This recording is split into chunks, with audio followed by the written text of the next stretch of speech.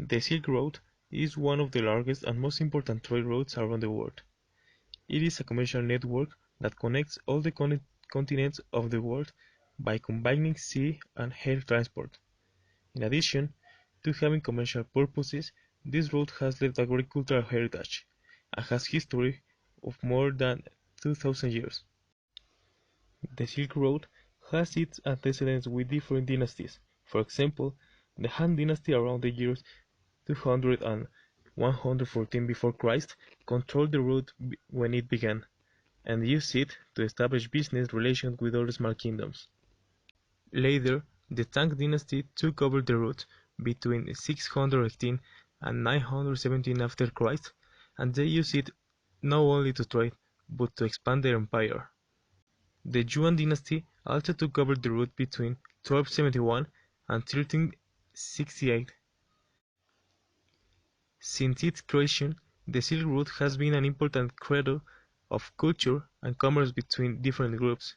In addition, it has undergone a great development in terms of infrastructure and technology, so that, at the present, Xi Jinping has resumed this project making it the most important and the largest commercial route in the world. He promised to finish and improve this route. If China manages to finish this project, it will be a world power. What does it consist of?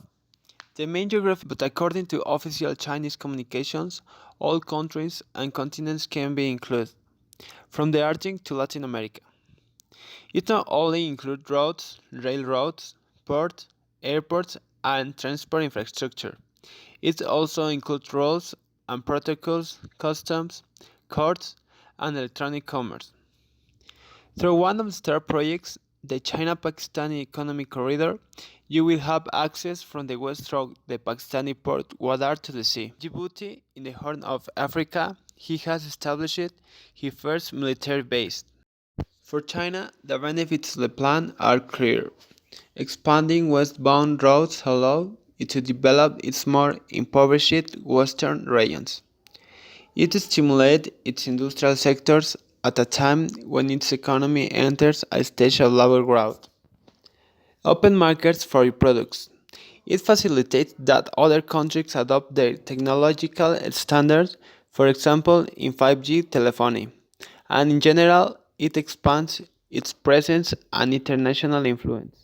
If this construction is carried out, this set of roads covered practically the entire Asian continent, connecting Mongolia with China, the Indian continent, Europe, Africa, Turkey, Syria, Persia, and Arabia. That old route starts from the capitals Luoyang and Shan through the Jilao River through Lanshu and then continues through the Gansu Corridor that runs through the mountains and deserts. Now we must know all the implications for other countries that are in China. Let's start with Africa. It is said that the relations between Africa and China cause generally broad concerns and criticisms about the impact of Chinese capital's economic activities on the African environment, as well as in the labor making, for complaints of non-hiring of African workers by Chinese companies. If Chinese companies compete with Africa's productive sector, there will be a negative effect on Africa's economy. One aspect that generates complaints about the dependence on which African economies can face their need for Chinese capital and the structure of the chains of raw materials for investment resources that is generated between Africa and China countries. If Africa needs China, Xi Jinping will take advantage of this, and obviously he wishes he had thought of this project before. The situation has come to be called a new colonialism by China in Africa. The official position of Western governments in the face of China present in Africa have generally been to avoid direct criticism of the spread of Chinese capital interests and their activities. However, during a visit to Zambia in June 2011, the then U.S. Secretary of State Hillary Clinton made statements to that country's television in response to questioning her opinion about China's role present in Africa. Clinton said, "We don't want to see a new colonialism in Africa. When people come to Africa to make investment, we want them to do well, but we also want them to do well. We don't want good governance in Africa to be broken." Subsequently, In August 2012, Secretary Clinton once again turned Africa, during which she accused China of being a rival power focus in the exploration of natural resources on the continent, but without compromise with the defense of the human rights. If the United States were the ones who had the biggest presence in Africa, they couldn't have any problem.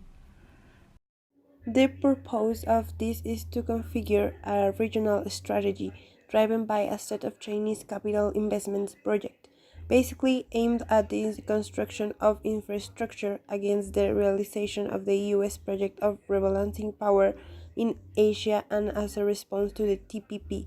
If China and the United States had had better relations, China wouldn't have been excluded of the TTP.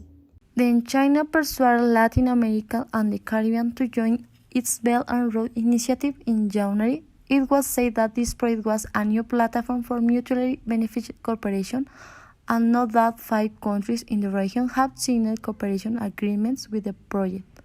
Considered key in the foreign policy of Chinese President Xi Jinping to the world. A question arises: is it really helpful? If China has a lot of power in the world, what will happen with the smaller countries?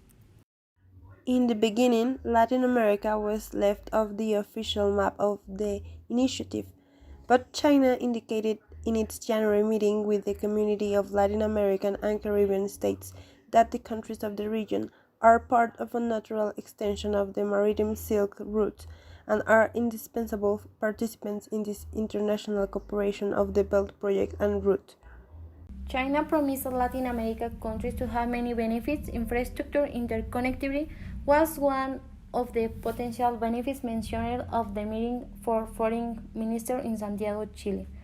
Panama, the first Latin American country that signed an agreement for Franja and Ruta, already projects a work in the framework, a train line that connects the capital of the country with the western city of David at an estimated initial cost of the US $5.5 billion. So far, that is the only project that China officially calls for the strip and the road in Latin America. If Latin America knows how to take advantage of opportunities that China is providing with the project, its economy will grow just like trade. The other countries in the region that in recent months have signed Franja and Ruta agreements are Bolivia, Antigua and Barbuda, Trinidad and Tobago, and Guyana, which did so at the end of last month. In fact, it is estimated that this initiative already includes contracts of Chinese companies for more than $300 million. However, with or without Belt and Road, China is already a leading actor in Latin America, where its development bank lent $115 million in the last 12 years. If China hadn't thought of this project, there wouldn't be a world unifying project with so many benefits for the economy. Thanks for watching our video.